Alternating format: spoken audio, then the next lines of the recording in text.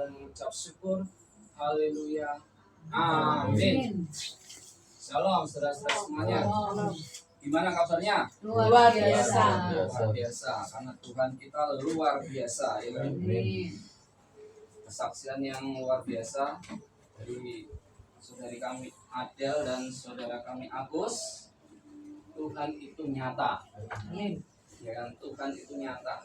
Jadi orang-orang lain dia berkata apapun ya kan, tetapi kita benar-benar merasakan bahwa Tuhan itu nyata dalam kehidupan kita. Kita akan lanjut ya. Firman Tuhan yang meterai ke-7 ini yang terakhir. Kalau belum selesai itu rasanya ada yang ganjel. Kurang satu meterai. Ya, kurang satu meterai rasanya ganjel. Ya. Kita sudah bahas dari meterai yang pertama sampai meterai yang ke-6. Ya kan, dari penunggang kuda putih sampai penunggang kuda pucat sudah kita bahas, ya kan? Nah, jiwa-jiwa yang ada di bawah mesbah di situ pun sudah kita bahas, ya kan? Kita akan lanjutkan ya. Jiwa-jiwa yang ada di bawah mesbah ini siapa? Kalau masih ingat, Israel. Betul. Sebagai suatu bangsa di situ.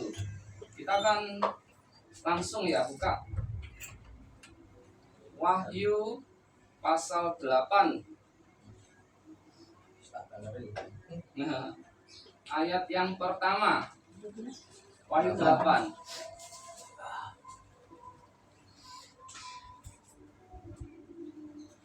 Wahyu. Satu ayat.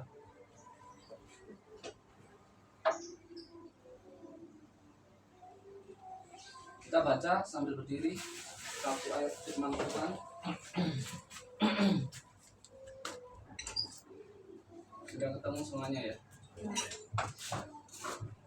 1, 2, 3. Dan ketika anak domba itu membuka meterai yang ke-7, maka sunyi senyaplah di surga, kira-kira setengah jam lamanya.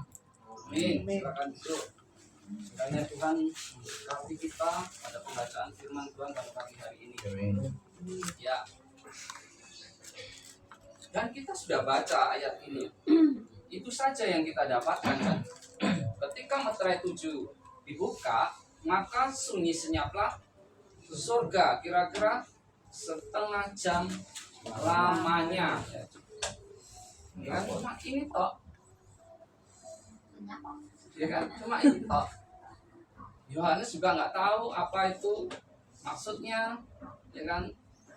Dan ini ada hubungannya dengan Matius 24 kan, Tuhan Yesus nggak melanjutkan tentang setelah jiwa-jiwa yang ada di bawah mesbah. Tuhan Yesus langsung perumpamaan di situ. Jadi nggak ada clue sama sekali sebenarnya tentang meterai yang ke-7 ini. Tetapi ya kan, kenapa meterai 6 ini di Wahyu pasal 6 ada dilompati Wahyu pasal 7-nya? Ya kan? Benar nggak? Ya. Di situ ada interval kan antara Wahyu pasal 6 meterai yang ke-6 dengan meterai yang ke-7 langsung Wahyu pasal 8 di situ. Jadi intervalnya ada di Wahyu pasal 7 ya kan? Nanti kita bahas ya Wahyu pasal 7 ini supaya kita tahu ada hubungannya ya kan. Apa yang terjadi di Wahyu pasal 7. Kita sudah bahas Wahyu pasal 1 sudah. Tentang siapakah Wahyu pasal 1? Wahyu tentang Tuhan Yesus. Wahyu pasal 1. Wahyu pasal 2 dan 3 tentang 7 zaman gereja. Terus Wahyu pasal 4 dan 5 itu celah antara 7 zaman gereja dengan 7 meterai. Wahyu pasal 6 meterai yang pertama sampai dengan meterai yang ke-6.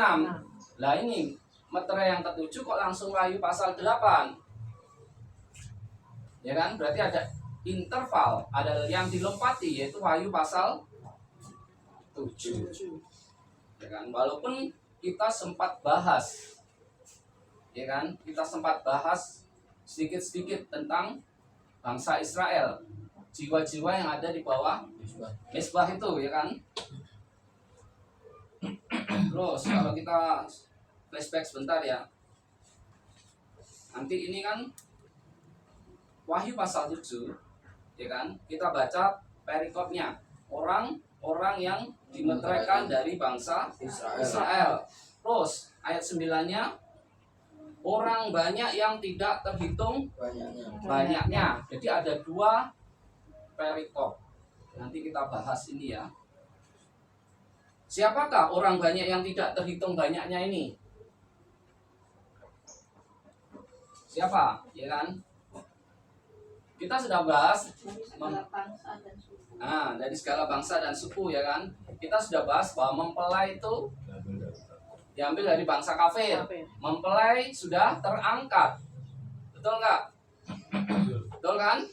Terus kita tahu ada bangsa Israel yang sudah di bawah Mesbah itu. Terus ada satu golongan lagi kan pastinya, mempelai bangsa Israel. Siapa lagi yang satunya yang belum?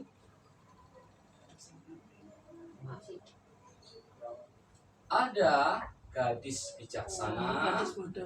Siapakah gadis bijaksana?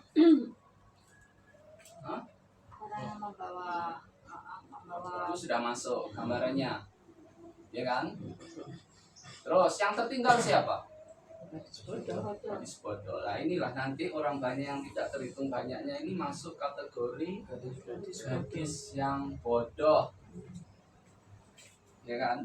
Jadi mempelai itu sudah terangkat di Wahyu pasal 4 kan, ya kan? Terus sesudah penunggang kuda yang keempat itu juga kan tentang zaman gereja yang terakhir kan. Gereja yang pertama, yang kedua, penunggang kuda putih, dan seterusnya, ya kan. Setelah gereja pucat, gereja pucat, kuda pucat, gereja yang ketujuh ada pengangkatan. Di situ sudah jelas, ya kan. Dan di situ, ya kan, antikris itu juga akan dikalahkan kan pada saat itu. Tetapi pada mulanya, ya kan, pada mulanya apa? Pertempuran lama ini antara Tuhan dan siapa? Iblis kan? Ini sudah terjadi sejak dahulu kala. Betul nggak? Di mana pada mulanya pertempuran iblis dan surga? Betul. Pertempuran pertama kali itu di surga, bukan di bumi. Ketika siapa? Lucifer memberontak, dia dilemparkan ke bumi. Di mana? Taman Eden. Buminya itu pas Taman Eden. Di situ. Terus, ya kan? Di sana terjadi apa? Pertempuran lagi sebenarnya. Antara siapa? Iblis dan anak-anak Allah. Dia jelas tahu nggak bisa mengalahkan Tuhan kan? Iblis jelas nggak bisa mengalahkan Tuhan. Yang diserang siapa? Anaknya. Pada saat itu siapa yang bisa? Hawa. Ya kan? Hawa. Jadi pertempuran itu terjadi lagi di Taman Eden pada saat itu. Iblis jelas nggak bisa mengalahkan Tuhan. Yang diserang siapa? Anaknya. Pada saat itu yang bisa diserang Hawa. Kenapa Hawa bisa diserang? Udah canggih. Ya kan? Sebenarnya kalau anak-anak Allah itu tetap dalam firman Tuhan, tidak akan bisa iblis mengalahkan. Tetapi karena apa? Hawa itu istilahnya apa? Merobohkan tembok pembatas firman Tuhan itu. Selama dia dikuasai oleh firman Tuhan, nggak akan bisa iblis mengalahkan. Karena firman adalah perkataan Tuhan, adalah Tuhan sendiri, ya kan. Tetapi ketika Hawa itu istilahnya merobohkan pembatas atau palangnya, ya kan, membuka palang itu, iblis masuk, memberi celah kepada iblis kan. selama dia di belakang firman, dia nggak akan bisa kalah sebenarnya. Kita pun ya kan, sebenarnya selama di belakang firman, intimidasi iblis pun kita nggak akan kalah sebenarnya. Yang menjadikan kita kalah itu apa? Memberi celah. Nah itu loh, memberi celah. Nah sejak saat itu iblis menang. Buktinya apa? Hawa jatuh. Ya kan? Iblis menang, Hawa jatuh. Itu loh. Karena apa? Yaitu tidak di belakang firman dia, memberikan celah pada iblis. Nah kita sekarang bahas ya kan tentang orang-orang yang dimeteraikan ini ya kan. Orang-orang yang dimeteraikan ini. Kita akan baca firman Tuhan ya. Ada interval di sini.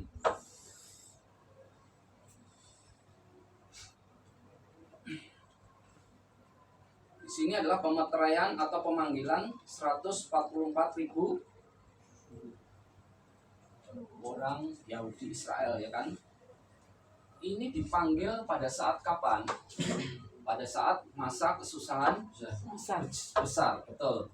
Dipanggil 3,5 tahun yang terakhir dari Daniel itu, minggu Daniel.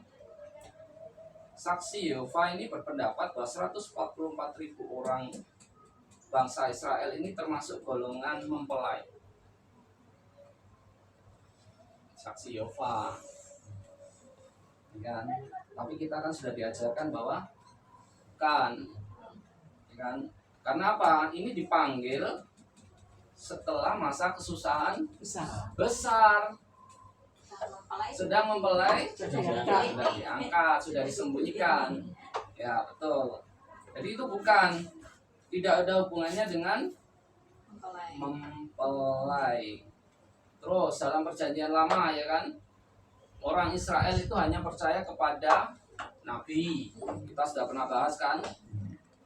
Jadi Israel itu ya nggak akan percaya kalau bukan nabi yang ngomong. Dan nabi itu harus dibuktikan benar. Harus dibuktikan benar. Dulu.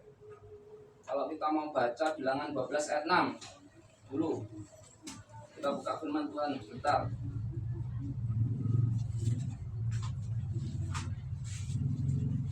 Bilangan 12 ayat 6. Demikian firman Tuhan. Lalu berfirmanlah ia, dengarlah firmanku ini.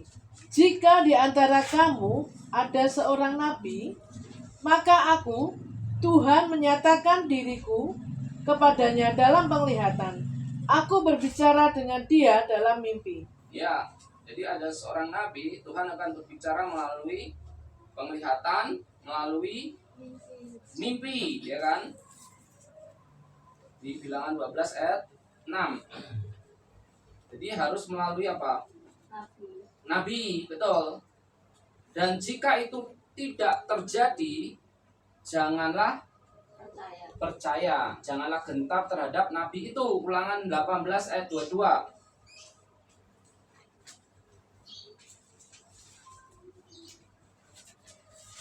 Ulangan 18 ayat 22. Ya. Apabila seorang nabi berkata demi nama Tuhan dan perkataannya itu tidak terjadi dan tidak sampai, maka itulah perkataan yang tidak difirmankan Tuhan.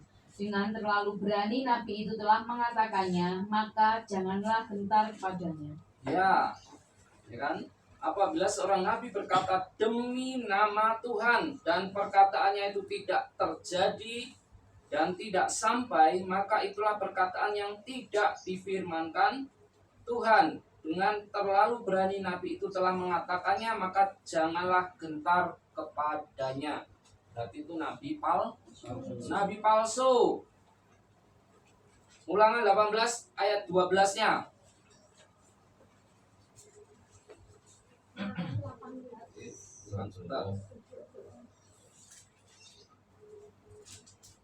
Bukan. Ayat 20-nya. Ulangan 18 ayat 20. Tetapi seorang nabi yang terlalu berani untuk mengucapkan demi namaku perkataan yang tidak kuperintahkan untuk dikatakan olehnya, atau yang berkata demi nama Allah lain, nabi itu harus mati. Nah, kalau dia terlalu berani mengucapkan demi namaku, nama Tuhan, perkataan yang tidak diperintahkan kepadanya, nabi itu harus mati. Jadi nabi itu harus dibuktikan benar. Kalau hanya nabi berkata demi nama Tuhan dan itu tidak terjadi, dia harus mati loh pada zaman dahulu. Tuhan sendiri yang berfirman. Jadi jangan dengarkan dia, jangan gentar dikatakan tadi. Tinggalkan saja nabi itu yang nggak benar. Jadi Israel hanya percaya kepada nabi. Selain nabi, Israel nggak akan percaya. Jadi nggak peduli ya kan. Kalau kita mungkin sekarang ke sana ya kan, membawa firman Tuhan ini loh, khotbah ke sana. Bertobatlah, kerajaan Allah sudah dekat ya kan. Nah, mereka tetap nggak akan percaya. Mereka tetap nggak akan percaya. Hamba-hamba Tuhan besar pun disuruh datang ke sana pun mungkin mereka tetap nggak akan percaya. Atau kita bagikan ini traktat ini ya, traktat kita bagikan kepada mereka. Ini loh, bertobatlah, ini tetap nggak akan percaya karena mereka hanya percaya kepada nabi situ. Dan nabi yang diutus adalah 2 orang nantinya, sudah kita bahas kan di Wahyu 11, Musa dan Elia, dan mereka hanya akan mendengarkan Musa dan Elia. Itu kita beberapa minggu yang lalu kita juga telah bahas bahwa Allah membutakan orang Yahudi dengan sengaja supaya apa? Kasih karunia sampai kepada bangsa kafir. Betul. Jadi memang sengaja dibutakan sehingga mereka tidak bisa mengenali Yesus pada saat itu. Ya kan? Dan hanya mereka yang namanya tertulis dalam kitab kehidupan yang akan mengenalinya pada saat itu. Contohnya siapa? Perempuan Maria, terus para rasul ya kan, Paulus. Hanya orang-orang tertentu yang namanya tertulis pada kitab kehidupan. Terus mereka tidak bisa menerima karena mereka dibutakan, betul. Terus nantinya ya kan, pada saat itu mereka akan bisa menerima setelah dibukakan nantinya pada saat Israel sudah menjadi suatu bangsa. Dan sekarang Israel sudah menjadi bangsa kan, tinggal tunggu waktunya. Waktunya apa? Setelah sang besar. Nah, tuh. Sudah paham ya? Kita baca Wahyu 7 sekarang, kita mulai Wahyu 7 ayat 1 sampai 8. Ini kita bahas dulu. Walaupun lama sudah pernah kita bahas ya ini. Satu orang satu ayat. Ya, dari Wester. Kemudian daripada itu aku melihat 4 malaikat berdiri pada keempat penjuru bumi, dan mereka menahan keempat angin bumi, supaya jangan ada angin bertiup di darat atau di laut atau di pohon-pohon. Dan aku melihat seorang malaikat lain muncul dari tempat matahari terbit. Ia membawa meterai Allah yang hidup, dan ia berseru dengan suara nyaring kepada keempat malaikat yang juga ditugaskan untuk merusakkan bumi dan laut. Katanya, janganlah merusakkan bumi dan laut atau pohon-pohon sebelum kami memeteraikan hamba-hamba Allah kami pada dahi mereka. Dan aku mendengar jumlah mereka yang dimeteraikan itu 144.000 yang telah dimeteraikan dari semua suku keturunan Israel. Dari suku Yehuda 12.000 yang dimeteraikan, dari suku Ruben 12.000, dari suku Gad 12.000. Dari suku Aser 12.000, dari suku Naftali 12.000, dari suku Manasye 12.000. Dari suku Simeon 12.000, dari suku Lewi 12.000, dari suku Ishak 12.000. Wester. Dari suku Zebulon 12.000, dari suku Yusuf 12.000, dari suku Benyamin 12.000. Yes, ya kan? Kita baca ya. Kemudian daripada itu, maksudnya apa? Kemudian daripada itu, setelah meterai ke-6 dibuka. Ya. Nah itu loh. Kemudian daripada itu artinya setelah meterai ke-6 dibuka, yaitu masa kesusahan besar. Nah, aku melihat 4 malaikat berdiri pada keempat penjuru bumi, dan mereka menahan keempat angin bumi supaya jangan ada angin yang bertiup atau di darat atau di laut atau di pohon-pohon.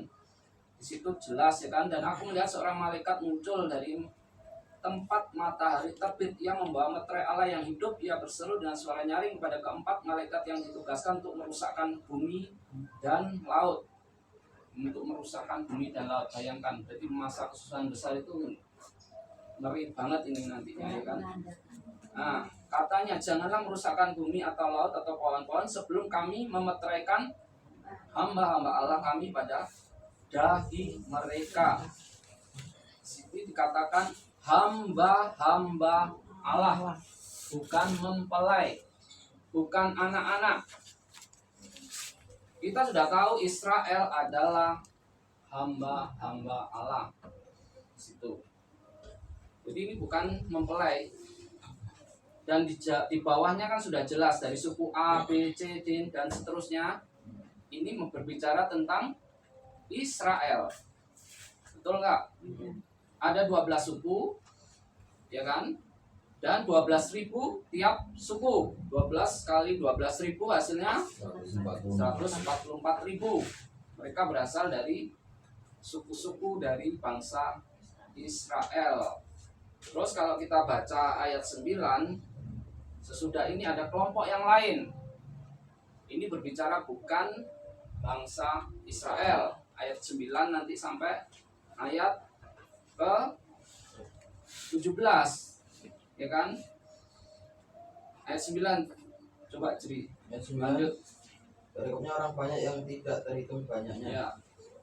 Kemudian daripada itu aku melihat sesungguhnya suatu kumpulan besar orang banyak yang tidak dapat terhitung banyaknya dari segala bangsa dan suku dan kaum dan bahasa berdiri di hadapan tahta dan di hadapan anak domba, memakai jubah putih dan memegang daun-daun palem di tangan mereka. Dan dengan suara nyaring mereka berseru, keselamatan bagi Allah kami yang duduk di atas tahta dan bagi anak domba. Dan semua malaikat berdiri mengelilingi takhta dan tua-tua dan keempat makhluk itu. Mereka tersungkur di hadapan takhta itu dan menyembah Allah. Sambil berkata, Amin. Puji-pujian dan kemuliaan dan hikmat dan syukur dan hormat dan kekuasaan dan kekuatan bagi Allah kita sampai selama-lamanya. Amin. Dan seorang dari antara tua-tua itu berkata kepadaku, siapakah mereka yang memakai jubah putih itu dan dari manakah mereka datang? Cukup dulu berhenti ya kan. Yohanes adalah orang Yahudi ya kan. Jadi ya Yohanes itu pasti mengenali kaumnya sendiri, betul nggak? Ya kan, mereka Yohanes melihat dalam bentuk kesukuan dari suku Yehuda dan seterusnya sampai ke suku Benyamin ya kan. Jadi ketika Yohanes sampai kepada orang banyak ini yang tidak terhitung banyaknya, Yohanes ini bingung, ya kan? Dia nggak mengenali. Sedangkan yang suku-suku dia mengenali, sudah tahu. Tetapi ketika sampai kepada orang banyak yang tidak terhitung banyaknya, Yohanes ini bingung. Yohanes nggak mengenali siapakah mereka. Di ayat 13 yang sudah dibaca tadi, dan seorang dari antara tua-tua itu berkata kepadaku, siapakah mereka yang memakai jubah putih itu dan dari manakah mereka datang? Ayat 14-nya, baca. Maka kataku kepadanya, Tuanku, Tuhan mengetahuinya. Lalu ia berkata kepadaku, mereka ini adalah orang-orang yang keluar dari kesusahan yang besar. Dan mereka telah mencuci jubah mereka dan membuatnya putih di dalam darah anak domba. Ya, dikatakan Tuanku, Tuhan mengetahuinya. Jadi Yohanes tidak mengenal, tidak mengetahui siapa mereka, segala suku, bahasa, dan bangsa. Tuhan pula yang mengetahuinya. Yohanes gak ngerti. Yohanes gak mengenali siapa ini orang banyak, ya kan? Mereka adalah orang-orang yang keluar dari kesusahan yang besar. Kesusahan besar. Ya kan? Dan mereka telah mencuci jubah mereka dan membuatnya putih di dalam darah anak domba. Inilah gadis-gadis yang tertinggal, gadis-gadis yang bodoh, ya kan? Beberapa minggu yang lalu kan kita bahasan ada mempelai, ada bangsa Israel. Ada satu golongan loh sebenarnya kalau teliti ya kan, yang belum dibahas. Gadis yang bodoh. Ya kan, kemana nih?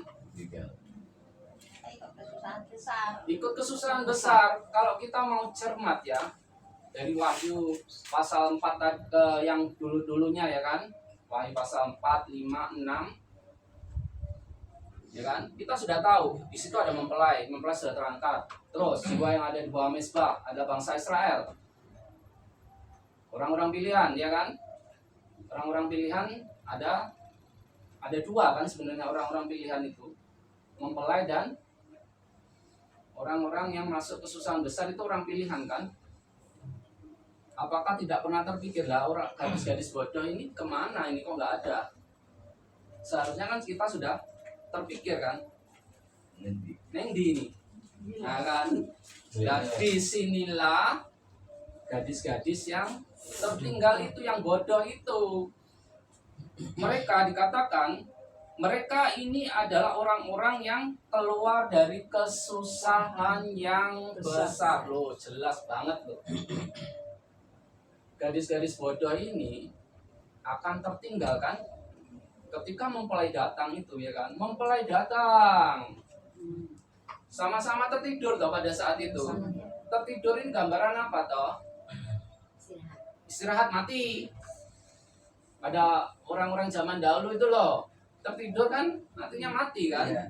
Jadi tiap zaman itu ada mempelai Tuhan. Bukan hanya mempelai terangkat hanya ada di zaman yang ketujuh, enggak, mempelai ada di setiap zaman.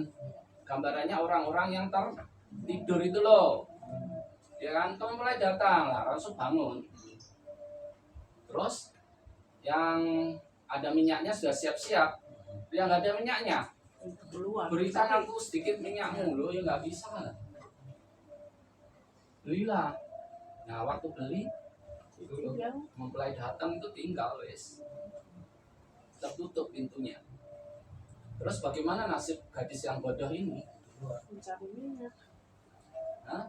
Mempelai sudah masuk, pintu sudah ditutup, dia tertinggal. Ya inilah yang tertinggal dalam kesusahan besar. Jadi gadis bodoh ini belum tentu binasa, belum tentu tidak selamat. Yang ada di Wahyu 7 ayat 9 dan seterusnya ini adalah gadis bodoh yang selamat, tapi mengalami kesusahan besar. Nah itu loh. Jadi gadis bodoh ini belum tentu.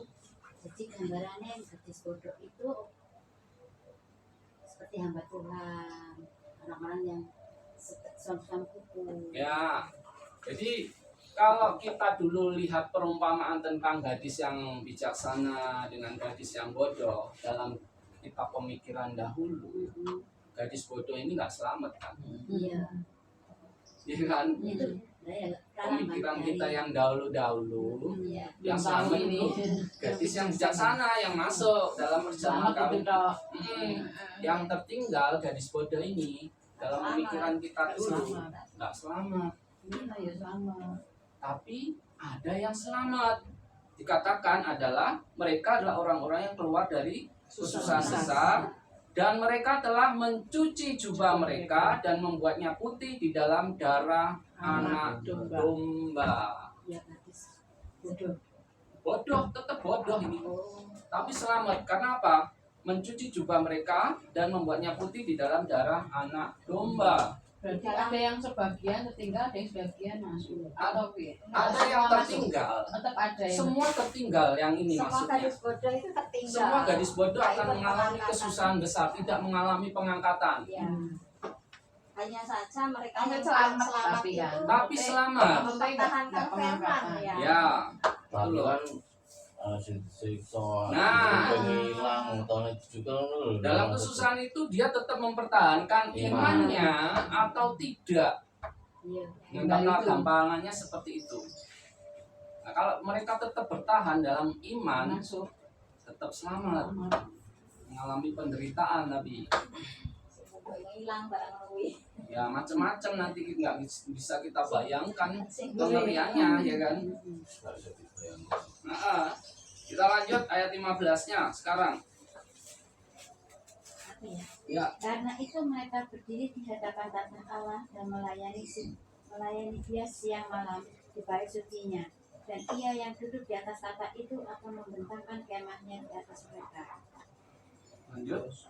Mereka tidak akan menderita lapar dan dahaga lagi, dan matahari atau panas terik tidak akan menimpa mereka lagi.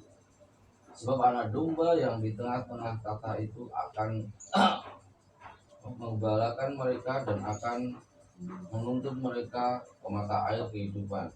Dan Allah akan menghapus segala air mata dari mata mereka. Amin. Ya, dikatakan mereka berdiri di hadapan tahta. Bukan ada di samping atau sebelah. Ya kan? Tapi berdiri di hadapan Di depannya dihakimi. Kalau mempelai tidak. di samping akan menghakimi. Nah ini loh harus cermat ya kan. Jadi gadis bodoh itu yang selamat akan berdiri di hadapan tahta. Akan selamat, betul selamat. Tapi posisinya dihakimi karena berdiri di hadapan tahta. Bukan di Samping. Nah, mempelai posisinya di mana? Samping. Samping. Gitu loh. Jadi berdiri di hadapan tahta Allah. Di situ bedanya itu ya kan. Dan yang duduk di atas tahta itu akan membentangkan kemahnya di atas mereka. Ya, mendapat kasih karunia. Kemah keselamatan itu diberikan pada dia. Ya kan? Mereka tidak akan menderita lapar dan dahaga lagi. Dan matahari atau panas terik tidak akan menimpa mereka lagi, sebab anak domba yang di tengah-tengah takhta itu akan mengembalakan mereka dan akan menuntun mereka ke mata air kehidupan, dan Allah akan menghapus segala air mata dari mata mereka. Bayangkan, menghapus air mata dari mata mereka karena apa? Mengalami benar-benar kesusahan besar itu, menderita sekali, ngeri sekali nantinya. Dan di sini dikatakan Allah akan menghapus segala air mata. Betul. Akan ada tangisan yang nggak akan berhenti di situ. Masa kesusahan besar itu gak enak banget berarti pada saat itu.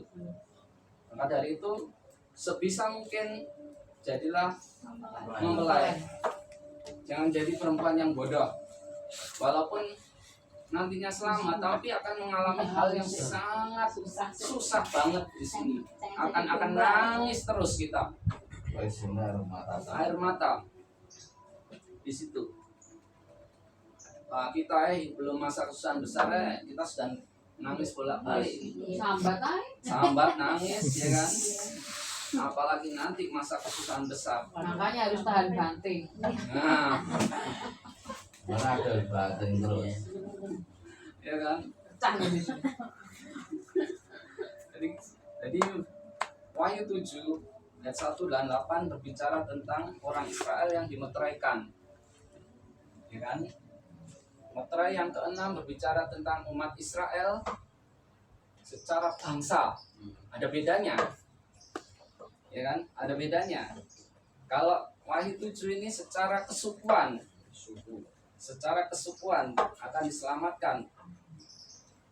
Terus di ayat yang ke-9 Ini artinya gadis bodoh yang mengalami kesusahan besar itu loh. Jadi mereka mengalami kesusahan besar. Dan Yesus berkata tahta akan digelar ya kan. Sebagaimana mereka akan berdiri di hadapan penghakiman itu. Berdiri di hadapan. Dihakimi masing-masing orang. Menurut apa? Perbuatan mereka. Terus ya kan. Mereka adalah orang-orang yang dimeteraikan di ayat 1 sampai ayat 8. Kalau sekarang meterai Allah itu berbicara tentang apa? Roh Kudus. Ya kan? Kalau sekarang meterai Allah itu berbicara tentang Roh Kudus di situ. Dan kita lihat ini ya kan. Di sini ada 144.000 orang nanti yang dari suku bangsa Israel yang terpilih secara kesukuan. Itu menurut pemilihan Allah, sisa menurut pemilihan Allah. Pilihan pada zamannya Elia ada sisa menurut pilihan Allah 7.000 orang kan. Pada zamannya Elia ada sisa menurut pemilihan Allah 7.000 orang. Nanti di kesusahan besar akan ada sisa menurut pemilihan Allah 144.000 orang dari suku Israel. Saiti. Tapi yang jiwa-jiwa yang ada di bawah mezbah itu banyak. Karena sebagai satu bangsa Israel. Tapi yang dimeteraikan hanya 144. Kita baca dulu Matius 23 ayat 31.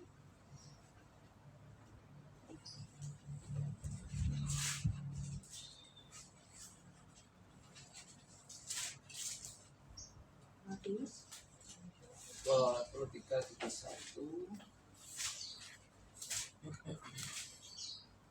Bukan Matius 24 ya. Kemarin kita bahas Matius 24 ya.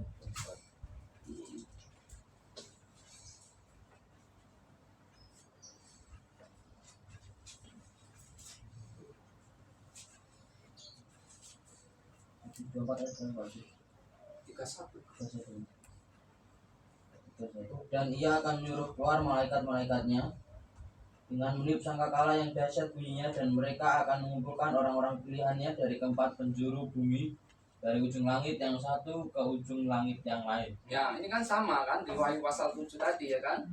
Kemudian daripada itu aku melihat 4 malaikat berdiri dari keempat penjuru bumi, dan mereka menahan keempat angin bumi supaya jangan ada angin yang tertiup di darat, di laut, atau di pohon-pohon. Jadi sama. Jadi Wahyu 7 ayat 1 Ya. itu adalah orang-orang pilihan dari bangsa Israel ya kan, dari bangsa Yahudi.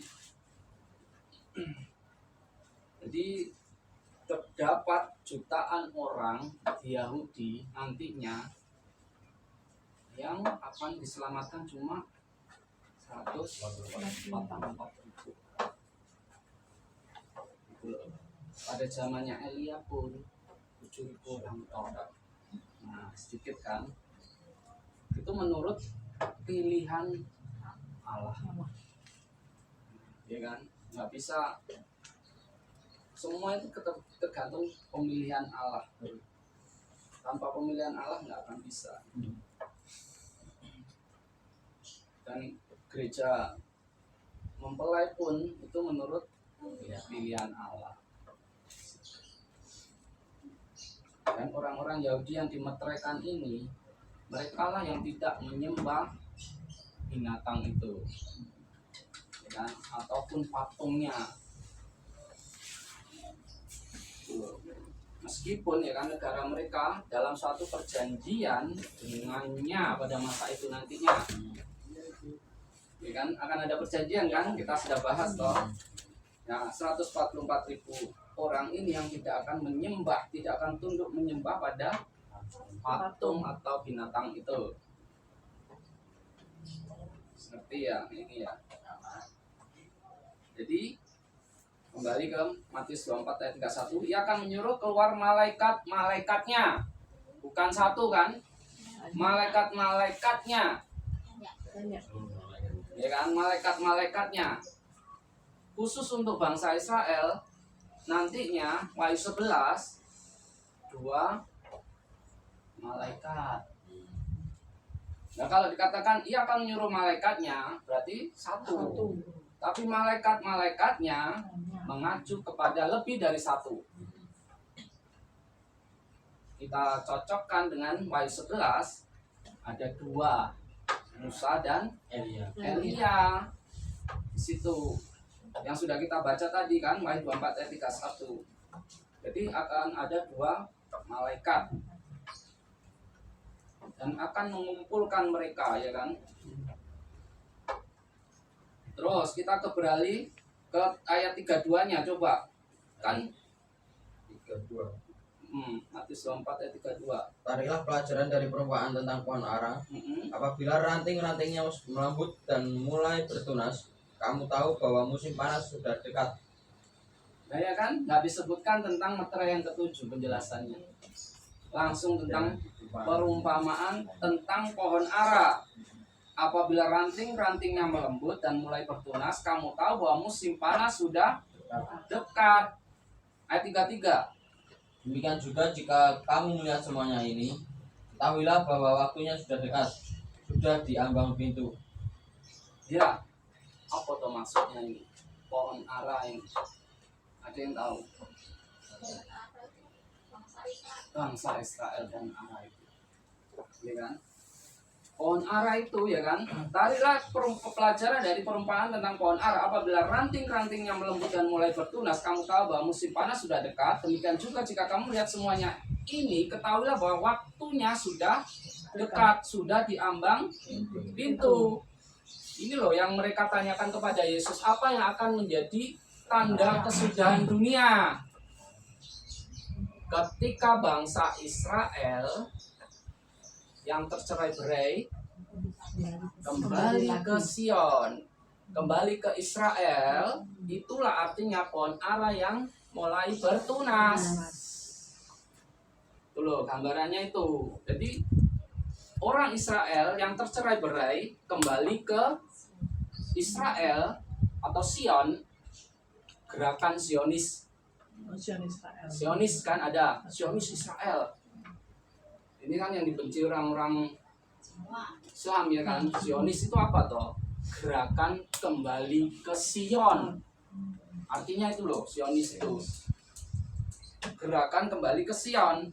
Ya ini Israel kembali ke Sion. Orang-orang Israel ke Israel, itulah artinya pohon ara yang mulai bertunas, ya kan, memasuki negerinya. Sampai di sana akhirnya apa? Membentuk suatu bangsa. Loh. Sekarang sudah terbentuk situ. Dan ya kan, ketika Israel sudah sampai di sana, gereja sudah siap sebenarnya untuk pengangkatan.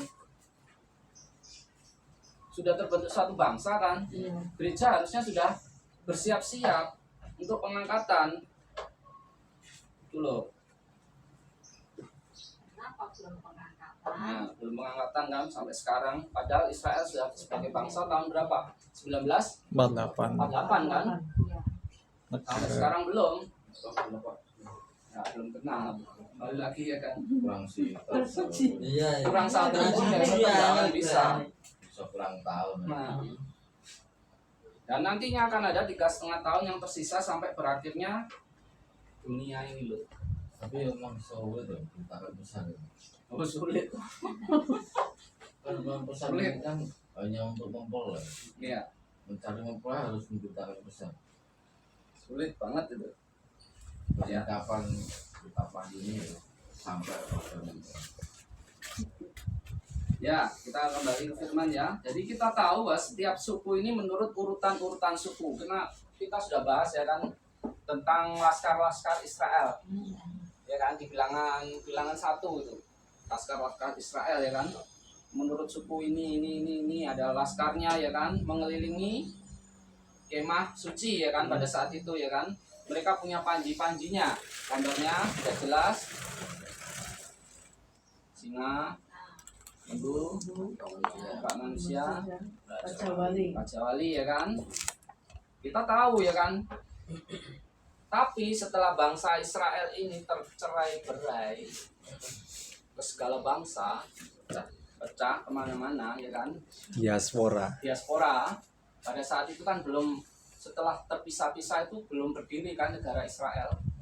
Di dalam peta dunia pada tahun berapa itu nggak ada bangsa Israel. Negara Israel Ya kan? nggak ada. Tetapi ya kan, mereka posisinya sudah terpencar-pencar. Mereka kalau ditanya, kamu dari suku apa? Mereka belum tentu tahu. Ya kan? Belum tentu tahu di situ. Walaupun mereka sudah kembali pun, ditanya, kamu dari suku apa? Nggak tahu. Dulu, mereka belum tentu tahu ya kan? Ya kan? Mereka sudah nggak punya panji-panji, ya kan? Nggak punya buku tentang silsilah, mungkin sudah hilang, ya kan? Sudah terpencar kemana-mana, ya kan? Mungkin orang tua itu sudah pada meninggal, jadi nggak tahu, kamu dari Secara sini, Diomongi. nggak tahu, tuh loh. Tetapi yang hanya tahu mereka adalah aku orang Yahudi. Di situ top. Dan aku orang Yahudi harus kembali ke Yahudi, ke Sion pada saat itu. Kalau ditanya sukunya ya nggak tahu di situ. Tetapi biar bagaimanapun Allah tahu, ya kan? Biar bagaimanapun Allah tahu. Dan ini pemeteraian ini menurut suku. Menurut suku. Tetap Allah tahu. Mereka bukan orang Yahudi biasa. Mereka adalah orang-orang pilihan. 144.000 orang itu. Itu loh. Dan pemanggilan kesukuan ini ada suku yang hilang. Kita pernah bahas. Suku apa?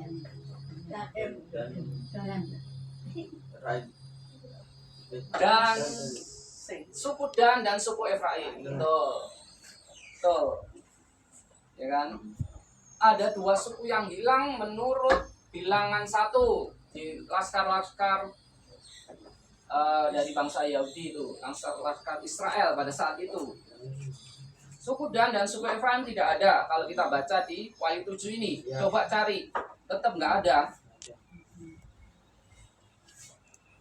Tetapi ya kan, Yusuf dan Lewi menggantikan mereka.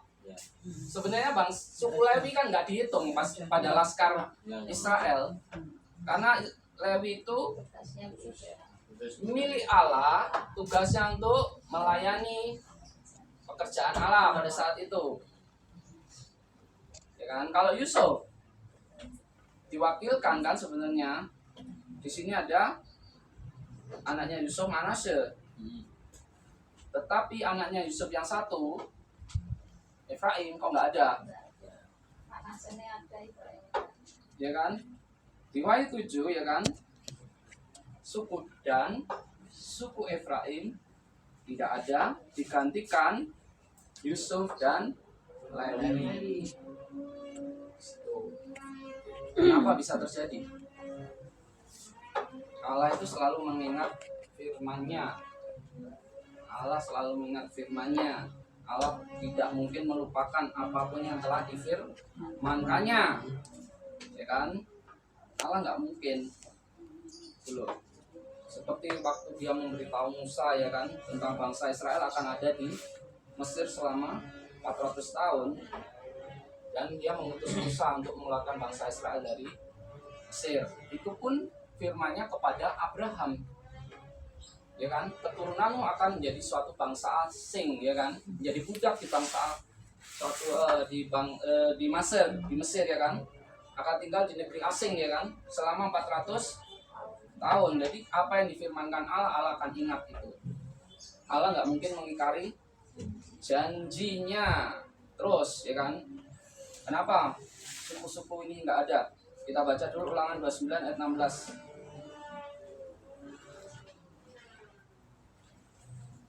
Ulangan 29 ayat 16. Ayat 16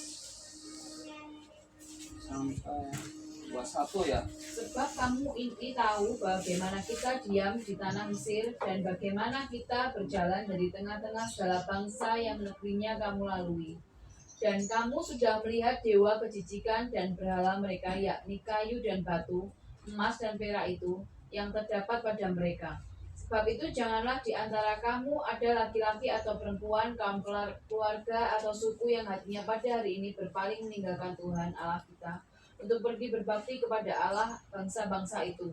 Janganlah di antara kamu ada akar yang menghasilkan racun dan atau ipuh. Tetapi apabila seorang pada waktu itu mendengar perkataan sumpah serapah ini, menyangka dirinya tetap diberkati dengan berkata, aku akan selamat walaupun aku berlaku degil. Dengan demikian dilenyapkannya baik tanah yang kegenapan maupun yang kekeringan. Maka Tuhan tidak akan mau mengampuni orang itu, tetapi murka dan cemburu Tuhan akan menyala atasnya. Pada waktu itu segenap sumpah serapah yang tertulis dalam kitab ini akan menghinggapi dia, dan Tuhan akan menghapuskan namanya dari kolong langit. Tuhan akan memisahkan orang itu dari segala suku Israel, supaya dia mendapat celaka, sesuai dengan segala sumpah serapah perjanjian yang tertulis dalam kitab hukum Taurat ini. Ya, jadi Tuhan ini mengingatkan kepada bangsa Israel, ya kan, bagaimana mereka hidup di tanah Mesir dengan berhala-berhala mereka dari kayu, batu, emas, perak, dan yang lain-lainnya, ya kan. Dan di sini dikatakan janganlah, ya kan, di antara kamu baik laki-laki atau perempuan yang meninggalkan Tuhan dan berpaling kepada berhala-berhala itu, ya kan. Terus dikatakan di ayat 20-nya, maka Tuhan tidak akan mau mengampuni orang itu, tetapi murka dan cemburu Tuhan akan menyala atasnya pada waktu itu. Segenap sumpah serapah yang tertulis dalam kitab ini akan menghinggapi dia, dan Tuhan akan menghapus namanya dari kolong langit. Ketika mereka menyembah berhala, dikatakan Tuhan akan menghapus namanya dari kolong langit. Ayat 21, Tuhan akan memisahkan orang itu dari segala suku Israel. Oh, ini firman Tuhan, ya kan, akan menghapus namanya dari kolong langit, akan memisahkan orang itu dari suku Israel. Akhirnya yang dipisahkan adalah Dan Efraim. Di situ mereka berbakti kepada berhala, penyembahan berhala. Di situ, ya kan. Baca 1 Raja-Raja 12 ayat 25 sampai 30. Ini loh, kenapa Efraim dan tidak ada di dalam daftar orang-orang yang dimeteraikan. 12 ayat 25 sampai 30. Yerobeam memulai ibadah baru. Kemudian Yerobeam memperkuat Sikem di pegunungan Efraim, lalu diam di sana. Ia keluar dari sana lalu memperkuat Penuel. Maka berkatalah Yerobeam dalam hatinya, ini mungkin kerajaan itu kembali kepada keluarga Daud. Jika bangsa itu pergi mempersembahkan korban sembelihan di rumah Tuhan di Yerusalem, maka tentulah hati bangsa ini akan berbalik kepada Tuhan mereka, yaitu Rehabeam, Raja Yehuda. Kemudian mereka akan membunuh aku dan akan kembali kepada Rehabeam, Raja Yehuda. Sesudah menimbang-nimbang, maka raja membuat 2 anak lembu jantan dari emas, dan ia berkata kepada mereka, sudah cukup lamanya kamu pergi ke Yerusalem. Hai Israel, lihatlah sekarang Allah-Allahmu yang telah menuntun kau keluar dari tanah Mesir. Lalu ia menaruh lembu yang satu di Betel dan yang lain di Bagan Dan. Maka hal itu menyebabkan orang berdosa, sebab rakyat pergi ke Betel menyembah patung yang satu dan Dan menyembah patung yang lain. Ya. Pada saat itu Israel terpecah menjadi 2, kerajaan Yehuda dan kerajaan Israel. Kerajaan Yehuda dipimpin oleh Rehabeam, anaknya Salomo. Sedangkan Israel dipimpin oleh Yerobeam. Ini dikatakan Yerobeam, kan? Ya inilah Yerobeam bin Nebat, ya kan? Yang membuat 2 patung anak lembu emas. Yang satu diletakkan di Betel, yang satu di Dan. Betel itu tempatnya suku Efraim. Mereka mendirikan berhala-berhala dan mereka pergi untuk menyembah di situ, ya kan? Dari kejadian ini Allah itu nggak mungkin lupa, ya kan, terhadap firman-Nya di Ulangan tadi akan menghapus namanya dari kolong langit terhadap penyembahan berhala, dan ini dilakukan oleh 2 suku ini, ya kan, dan mereka akhirnya namanya memang dihapuskan, suku Dan dan suku Efraim, sehingga akhirnya suku Yusuf dan Lewi yang menggantikan tempatnya Dan dan Efraim. Mereka ini nantinya pemeteraian ini akan dimurnikan pada masa kesusahan besar. Demikian pula dengan gadis yang bodoh, ya kan, akan dimurnikan dalam kesusahan besar di situ. Sehingga tampil 144.000 orang yang dimurnikan dari suku Israel, dan gadis yang tertidur, gadis yang bodoh itu akan tampil mengenakan jubah putih di situ. Di Wahyu pasal 7 sudah jelas, ya. Ada 2 perikop. Perikop pertama mengenai pemeteraian 12 suku Israel. Ada 2 suku yang terhilang digantikan Lewi dan Yusuf. Orang banyak yang tidak terhitung banyaknya mengacu pada orang gadis yang bodoh yang tertidur pada saat itu, yang ketinggalan. Mereka sama-sama dimurnikan dalam kesusahan besar, ya kan. Terus kita lanjut, ya. Sekarang Wahyu 8 ini yang ketika meterai 7 dibuka, ya kan, sunyi senyaplah surga selama setengah jam. Tidak ada apapun yang bergerak selama setengah jam itu, ya kan. Bahkan tua-tua yang berdiri di hadapan anak domba, malaikat pun, ya kan, berhenti, ya kan, tidak melakukan apa-apa di situ. Biasanya tugasnya tua-tua ini apa tuh?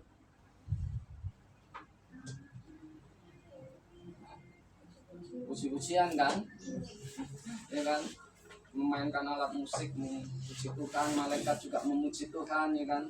Tapi dikatakan sunyi senyap, berarti tidak ada pujian di situ. Ketika meterai yang ke-7 ini dibuka, itu ada suatu rahasia. Yohanes pun dilarang untuk menuliskannya, ya kan.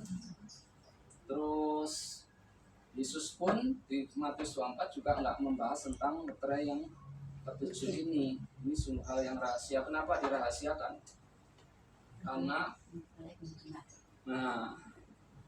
Karena iblis itu seorang peniru, ya kan. Kenapa harus disembunyikan? Iblis itu senantiasa merusak apa yang sudah Tuhan buat. Manusia diciptakan baik-baik, ya kan, bumi ini semuanya baik keadaannya. Tapi iblis senantiasa merusak, ya kan. Nah, ini harus dirahasiakan. Iblis ini perusak, peniru, ya kan. Sehingga nanti kalau dia tahu mengacaukan, ya kan, iblis ini senantiasa meniru di dalam melalui antikrisnya, ya kan. Terus kalau kita baca ini, ya kan, ayat keduanya, ya. Lalu aku melihat ke-7 malaikat yang berdiri di hadapan Allah, dan kepada mereka diberikan 7 sangkakala, ya kan. Maka datanglah seorang malaikat lain, dan ia pergi berdiri dekat mezbah dengan sebuah pendupaan emas, dan kepadanya diberikan banyak kemenyan dan persilakan bersama-sama dengan doa semua orang kudus di mezbah emas di hadapan lapah itu. Ada 7 malaikat di sini dikatakan, ya kan. Ke-7 malaikat berdiri di hadapan Allah, dan kepada mereka diberikan ke-7 sangkakala. Pernah dengar nggak penglihatan tentang konstelasi 7 malaikat? Ada di buku mendengar apa? Mendengar, menerima, bertindak, ya. Ya, judulnya Yang mendengar, pernah dibahas menerima, di bertindak. kita, ya, waktu itu. Iya. Bagaimana ya? Iya, Kayak iya. iya, iya. Ya kan? Sama kan soal itu. Nah. Kan penglihatan tentang konstelasi 7 malaikat di situ. Di mana letaknya itu? Di Arizona pada saat itu. Ya kan? Ada satu ledakan bunyi guru yang besar pada saat itu, ya kan? Yang ketujuh malaikat itu muncul pada saat itu. Kan? Brother Branham itu berada di barat pada saat itu, dan malaikat itu ada di timur pada saat itu. Nah, dan ketika mereka datang itu, Brother Branham itu diangkat bersama-sama dengan malaikat di situ ke arah timur di situ, ya kan? Di situ ada 7 malaikat kan, tapi ada seorang malaikat di situ yang menjadi perhatian daripada Brother Branham pada saat itu, ya kan? Itu lebih bercahaya daripada yang lain gitu, dan itu menjemput dia. Nah, pada saat itu Brother Branham berkata, wah, kalau ini sudah saatnya, ya sudahlah Tuhan, ya kan? Disebut malaikat kan mati, ya kan? Pada saat itu, ya kan? Enak kan kalau karuan disebut malaikat langsung, gak mengalami sakit mungkin, ya kan? Di situ, ya kan? Jadi malaikat ini ada konstelasi 7 malaikat pada saat itu. Malaikat itu turun ke bumi, ya kan? Dan ada suatu seruan dan sangkakala dengan bunyi ledakan guru yang sangat keras sekali pada saat itu. Dan orang lain pun yang bersama-sama dengan dia itu pun menyaksikan, mendengar hal itu juga. Gitu loh, bukan hanya dia sendiri sebenarnya. Gitu loh. Dan di situ memang kalau kita lihat di buku itu ada fotonya, ya kan? Ada fotonya itu, kalau diputar itu sudah jelas seperti gambar wajahnya Tuhan Yesus dalam buku itu. Nah, dari situ itu terjadi kapan? Ketika penyingkapan tentang meterai di situ. Jadi kejadian itu terjadi ketika penyingkapan tentang meterai